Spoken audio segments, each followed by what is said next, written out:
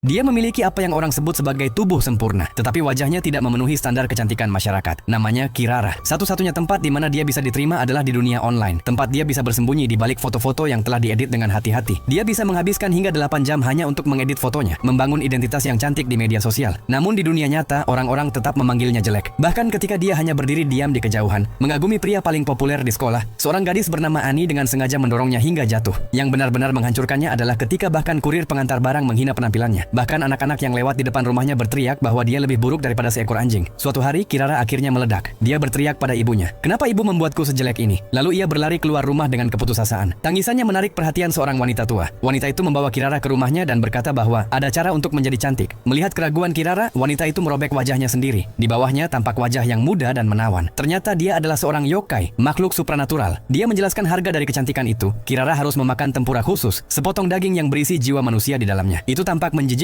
Tetapi mengingat semua penghinaan yang pernah ia alami, Kirara memakannya tanpa ragu. Transformasi itu disaksikan oleh seorang yokai tamak bernama Ratman yang melihat peluang baru untuk menghasilkan uang. Keesokan harinya, Kirara kembali ke sekolah. Para murid laki-laki langsung berbondong-bondong mengajaknya berkenalan. Namun ketika mereka menyadari bahwa dia adalah Kirara yang dulu mereka hina, semua terdiam kaget. Untuk pertama kalinya, Kirara merasakan sensasi menjadi seseorang yang diinginkan. Bahkan ketika ia berjalan di jalan, seorang sutradara terkenal menawarinya peran dalam film. Bahkan pria yang selama ini ia kagumi mendekatinya dan berkata, "Kecantikan bukan segalanya. Kamu tidak perlu berubah." Kata-kata itu menusuk hatinya dalam-dalam. Setelah seumur hidup diejek karena jelek, Kirara tahu betul betapa berharganya penampilan. Ani, yang juga menyukai pria itu, terbakar oleh rasa iri. Ratman melihat peluangnya dan mendekati Ani. Dia menawarkan prosedur Napra Boas face swap. Dengan harga $200.000, Ani bisa secantik Kirara. Dibutakan oleh iri hati, Ani setuju. Namun dia tidak tahu bahwa perubahan itu memiliki efek samping. Beberapa hari kemudian, wajah Kirara mulai memudar. Dalam kepanikan, ia berlari keluar dan menabrak salah satu teman sekelasnya. Kabar itu sampai ke Kataro, seorang pemburu makhluk gaib. Kataro membawa Kirara dan Ani ke rumah Napra Boas. Di sana mereka mengetahui kebenaran mengerikan. Pertukaran wajah itu berarti mereka menanggalkan wajah asli mereka dan menempelkan kulit dari orang yang sudah mati. Napra Boas menunjukkan sebuah peti berisi wajah-wajah yang telah ia kumpulkan selama bertahun-tahun. Dia mengaku bahwa dulunya ia juga terluka karena penampilannya sendiri. Itulah sebabnya ia membantu orang-orang seperti Kirara mengubah wajah mereka. Ia berkata mereka bisa mendapatkan wajah lama mereka kembali kapanpun mereka mau. Ani, yang sebenarnya sudah cantik secara alami, merasa wajah barunya hanya sedikit peningkatan. Jadi tanpa ragu dia mengambil kembali wajah aslinya. Namun Kirara, yang sudah merasakan nikmatnya menjadi cantik dan dihormati, menolak kembali ke kehidupan penuh hinaan. Dia meninggalkan wajah aslinya dan melarikan diri. Di luar, pria yang ia sukai melihatnya. Dia menghentikannya dan meminta maaf atas kata-kata sebelumnya. Dia mengaku telah jatuh cinta pada Kirara dan mencintainya karena siapa dirinya. Kirara ingin mempercayainya, jadi ia menunjukkan wajahnya yang kini tanpa fitur. Namun pria itu ketakutan dan jatuh ke tanah. Saat itu juga Kirara akhirnya mengerti. Dia pun hanya peduli pada kecantikan wajah. Jadi inilah yang ingin aku sampaikan. Mungkin menjadi biasa saja bukanlah hal yang salah, tetapi bagi sebagian orang, jelek akan selalu menjadi alasan untuk menyakiti orang lain.